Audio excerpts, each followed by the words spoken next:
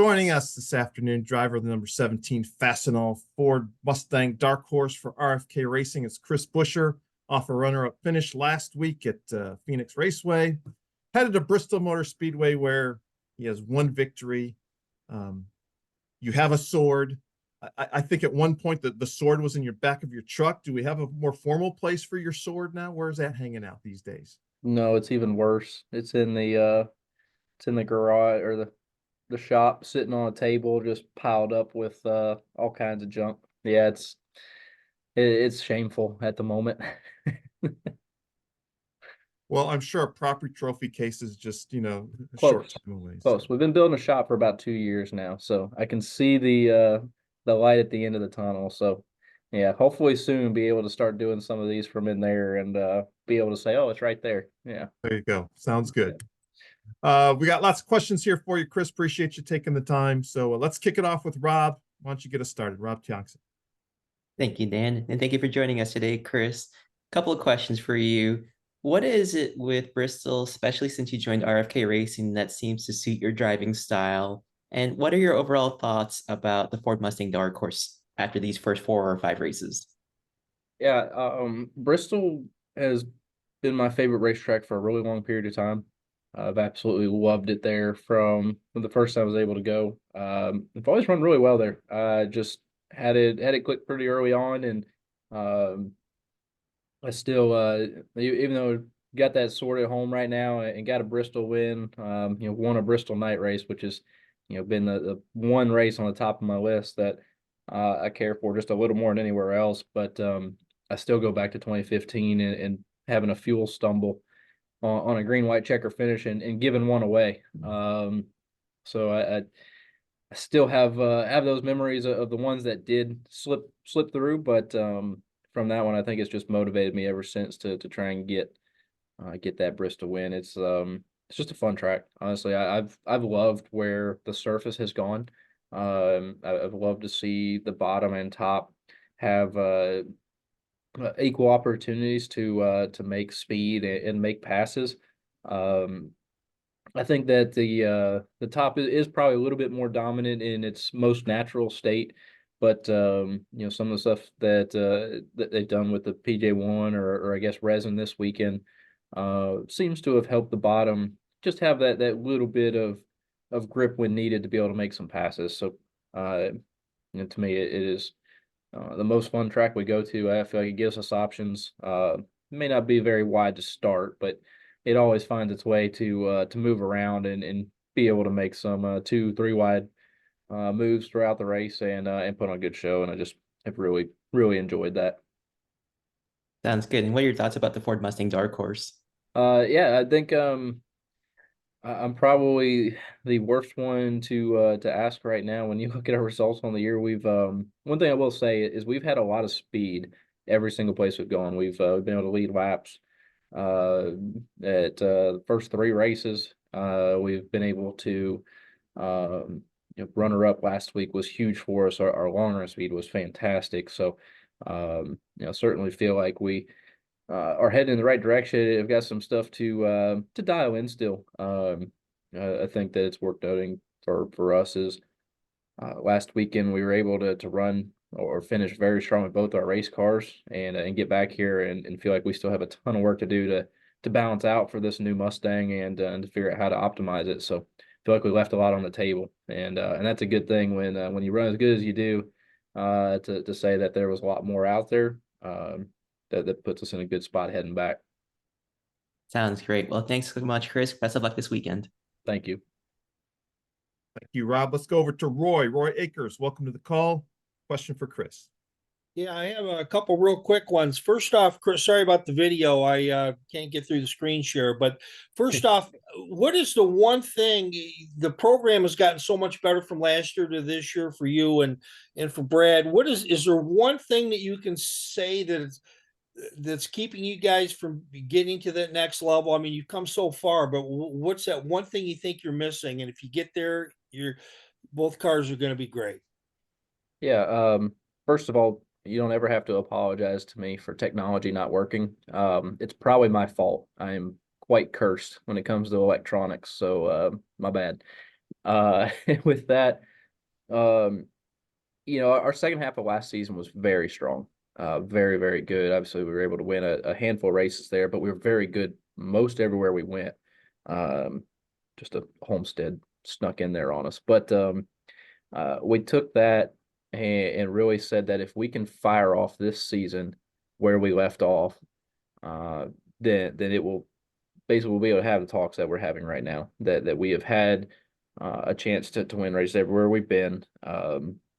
We're not the dominant car at this point, but we're certainly sneaking up on it and feel like we have the ability to get there. So, the big part for us, that the big focus was to make sure that our first 8 races were competitive. That last season, I felt like that's where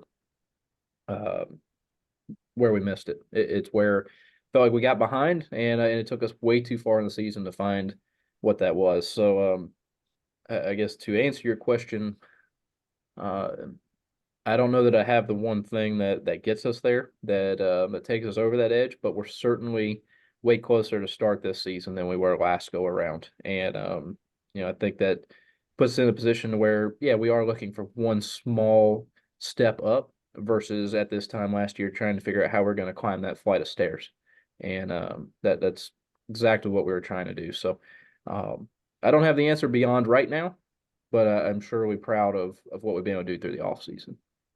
Thank you. Also, Jack Roush, you haven't heard a lot about him lately. How is Jack doing, if you don't mind me asking?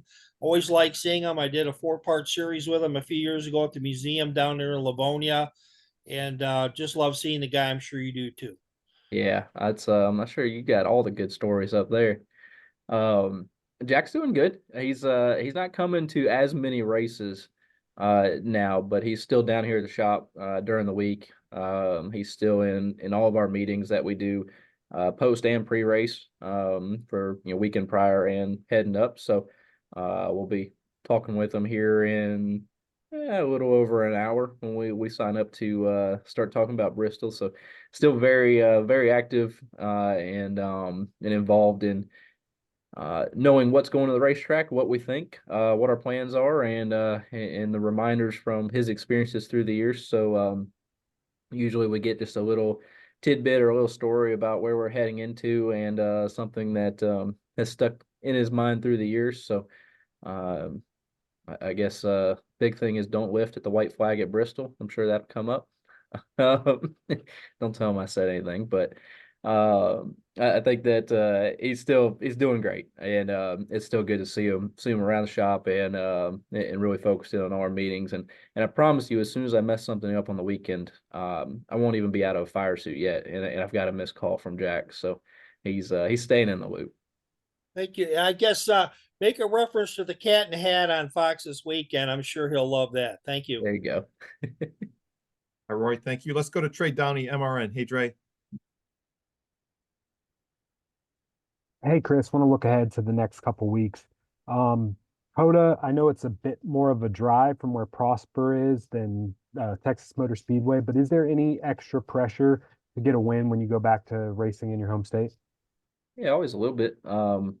Yeah, Coda's farther away than Bristol, Darlington, Richmond, Charlotte all are from us right now. So from where I grew up in Texas, so it is still a home track, and so yes, there's always a little more. Actually, the last handful of years that my parents were in Texas, they were outside of Austin a little ways, and so that was a place where we actually made a lot of friends in the area. So a lot of them will come out to the racetrack. Road course racing has been strong for us. We don't have to win on one yet, and that's a little discouraging because we have been very close at times. So certainly trying to figure out how to make that a bigger possibility when we get to Coda. It seems to be the one road course that hasn't been our strongest. Got to figure out why that is. For whatever reason, Texas was the same way. We could figure out a lot of 1.5 miles and couldn't quite get the home track down. So I don't know if that's a normal stat for drivers or not, but something that has certainly ached me a little bit from home tracks. But yeah, we're ready to go down there and turn that around, get through that conversation, and start talking about winning in front of that home crowd, there would be a big moment. And then we head to Richmond on Easter. You're the most recent winner there. I'm just wondering, that'll be the second short track of this new package. And this past weekend at Phoenix seemed like the Toyotas were greatly improved from where they were last year. Do you kind of expect there to be different players at the front and at Richmond with the new package? Um, I would say my thought process says that Richmond, the package would show up as a bigger change versus others, simply from the surface being more worn out and having more fall off there. If you feel like we're able to drive this car a little bit freer with this aero package to where you can get a little more feel in it. I don't know that it changed our racing product a whole lot. We were still able to pass a lot of cars in Phoenix. We were able to pass a ton of cars last year, so I don't know exactly how to break that down yet. But with the surface and the fall off that we will get at Richmond, it seems like that has the potential to have a bigger impact there. So with that, I do think that it is still going to carry over a lot of what we had at Phoenix. A lot of that will come in at Richmond as well. I think there is a lot of similarities. So I don't know that you're going to see a huge shakeup from what you've seen at Phoenix, but it's going to be a bit of an unknown. We just haven't run it enough to put any kind of a bow on this package or to understand where we're at yet. Thank you. Well, I Trey, thank you. Let's go to Kelly Crandall. Hello, Kelly. Hello, Dan. Hello, Chris. I got a couple things for you. You were saying a minute ago about how much better off you feel like this start of the season has been compared to last. So, since you're not searching for speed, that's obviously a good thing. No team wants to do that. So do you feel like the things that the team does have to work on that, I wouldn't say necessarily they're little things, but do you feel like they're achievable things as the season goes on and not necessarily something that you're kind of stuck with what you got, if that makes sense? yeah, we're certainly probably working in more detail work. We've been on treasure hunts looking for golden horseshoes and rabbit's feet and all that stuff. Would certainly go a long way for some of them, but yeah, the speed has been there, which is so hard to find, right? That's you can work on cleaning up decisions on restarts. You can work on timing on pit road. You can certainly work on fine tuning and developing setups that are already been proven to be competitive. It's when you don't have those baselines to even know where you need to search, when you're really just guessing week to week. 20-minute practice with the limited adjustments we have, your race has been decided before you ever unload off the truck, and not fully, but ultimately your potential has been decided at that point. You can get it better and you can work a couple spots here or there, but there's just not the knobs to turn to get that fixed if you miss it from the get-go. Fortunately, we're not having those conversations right now. We're able to work within those smaller areas that we are allowed to during practice to get ourselves better, to set ourselves up better for a race. Phoenix having a longer practice did enable us to work around this package a little bit. I know Coda will have that extended practice as well, which is good for the same reasons.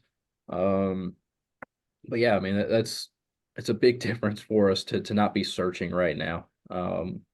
Last year, the West Coast race always to me stands out. The West Coast swing, it's hard because I don't feel like you can catch up if you miss the first one. Then it used to be 3 weeks that you couldn't find your way. I didn't feel like you really needed that time back in Charlotte to dive into it and be able to figure out what it was, not just be trying to get a car ready to ship out and send across the country. So again, those two races for us, we had a lot of potential at Vegas, and obviously had our issues, and our team has worked really hard and has come up with better game plans to avoid that going forward. They're pit crew is very, very competitive and has a ton of potential. So I know we're going to be in a good spot going forward, and we have been. They've done a fantastic job. So we'll work through being human at times, but certainly when you're looking for the things that we are, it just feels more feasible. Exactly what you said there. I'm also curious, how closely are the 6 and the 17 now?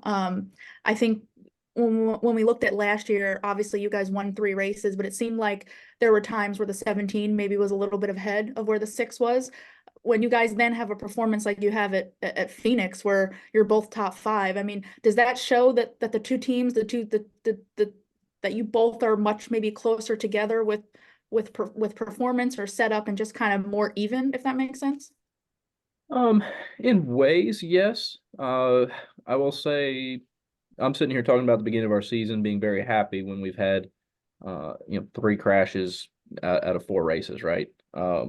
But I'm happy because I know the potential there and what we've been capable of.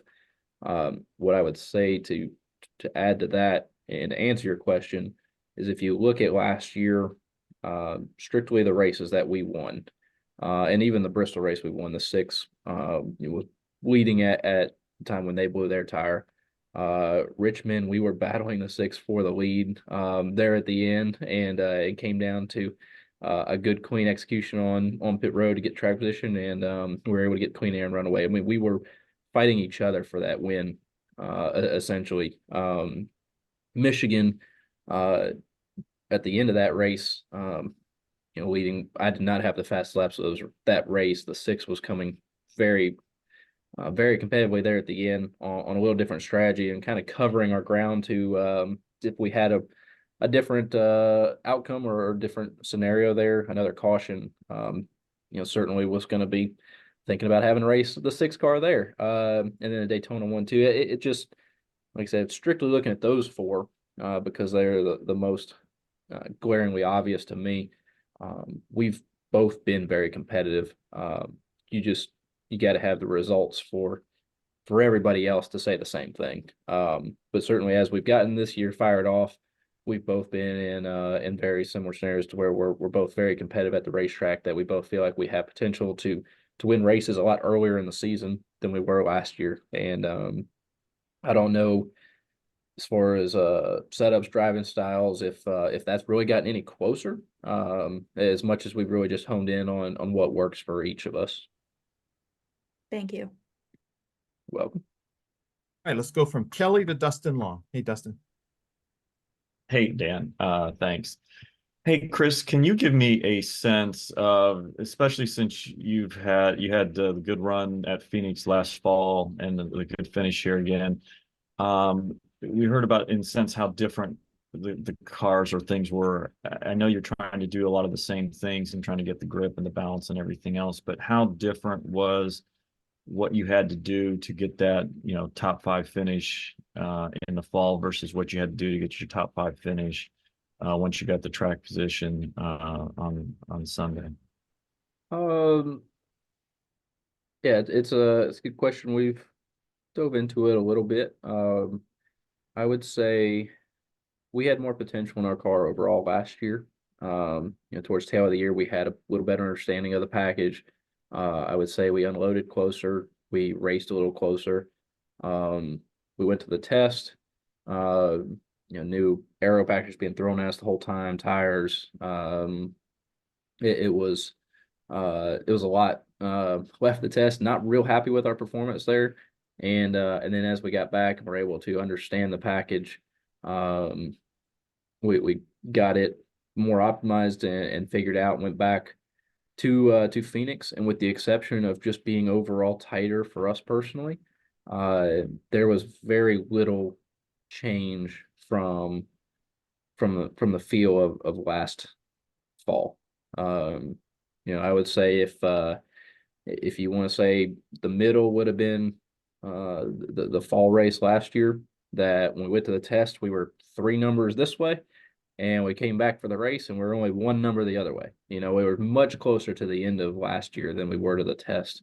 I think that just goes with being able to really work on what we were officially running. You know, we had so much thrown at us over that over those 2 days that, you know, it's hard to really understand it and know what that's going to look like, especially once you get more than 7 cars out on the track too. So for me, I think that our long run speed still showed up in a really big way. Our short run speed was probably a little bit more off this time. I'm going to relate that to us simply just being too tight, and needing to discover a little bit more on what we need to rebalance to be able to get that fire off speed. But we were still able to get late into a run, move around the racetrack a little bit, and pass cars. We were able to do that quicker. So if our long run speed, call it, came from 25 or 30 laps on this go around, then last time it was 15 laps. You know, not exact numbers, but just trying to put it in perspective. We were better a little bit earlier last go around. Not going to sit here and say I feel like there was a really big change with the package this race. I think we did a lot of the same things, had a lot of the same issues of dirty air at times, and you're not going to get away from that conversation. Period. There's always going to be dirty air to some extent. We're just trying to figure out how do we open up options for us to be able to do something about it when you're not directly in line. When you were called into pit there for the last time, I think you were 15th. And obviously any pit decision can be termed brilliant or awful based off what happens afterwards. And having the 2 cautions shortly, the cautions afterwards certainly helped. When you came down in pit, was that almost like I want to say a gamble, desperate move? Because obviously the next cautions eventually put you in a position to use track position and use that long run speed. But how much of a gamble or a level of desperation was there, because you were, I think, what ended stage 2 in 10th, and then kind of falling back a little bit, I think probably because of the short run speed like we talked about. Give me a sense of where you guys were at that point with that call. Yeah, we a little bit situational in our race. Like you said, we had finished that previous stage 10th, got going. One car hit the fence really hard in front of us on that restart, and we lost a ton of spots being trapped behind him. And it put us right on that break point of do we go ahead and pit now, knowing we're a little short? You know, really that was we're trying to watch the mirror as much as anything to hit pit road and understand if we were going to be the last car on old tires staying out, or if we were going to make a decision to be one of the first on new tires. And so obviously the decision worked out really well as the race played out and put us in a great spot, got our track position, which, you know, really helped the fire off speed. It wasn't great still, but was able to manage a little bit. So we lost probably 4 or 5 spots getting going early, and was able just to steadily pick them all back off, with the exception of one. So and he actually started way behind us and still came through there. So you know, it's definitely the right call for us. Definitely helped us play to our strengths. Our strengths were never going to be strong enough to outrun the 20 on that day, I don't believe. But like we've talked about a little at this point, is the potential of a race car. There's a lot more left in it, and we get some of those things right, and can manage our fire off, then we'll be good for the extent of the entire race and the entire run, and won't have to try and hedge against some of those tougher decisions like that, where you know, it could go either way. The last thing, I know it's only 4 races in, but how do you look at it with having 2 stage points at this point? I hadn't looked at it, and that had made me feel better about it until you just said that. So, the way I see it, we're not points racing this year. You know, we got to win races, and we're capable of winning races. And when we go do that, the rest will fall in line. I don't think we're a team that's going to sit here and say we're going to have to battle for this bubble spot of 15th, 16th, 17th for points to try and break into the playoffs. That's not going to be our season. And with that being the case, I'm not worried about you know, the stage points and what we've been able to do there. I don't like that it shows we haven't been where we need to be, but like we've talked, the speed has been there at times, not the right times all the time, and we've been 3 of the 4 races we've lost race cars. We may have finished Atlanta decent. Daytona we limped it back around, but there's not been. We've got a full dumpster around here of race car parts, and that ultimately shows why we don't have any more points to show for it. It's got to clean up, got to find a little bit of luck here or there. Got to make better decisions at certain times and just be smarter in ways. Work harder, clean up. It's going to be tricky, but I'm not going to read too into it right now. Like I said, we're definitely not going to start having points talks this early in the season. That's not my speed at all. Thanks a lot, Chris. I appreciate it. You got it, Dustin. All right, Chris, we know we got to run. Sorry, Grace, but I know Chris has a 2 o'clock meeting, so we got to let him go. Appreciate you joining us here, Chris, and best of luck this weekend at Bristol. You got it. Appreciate it very much. Y'all have a good one.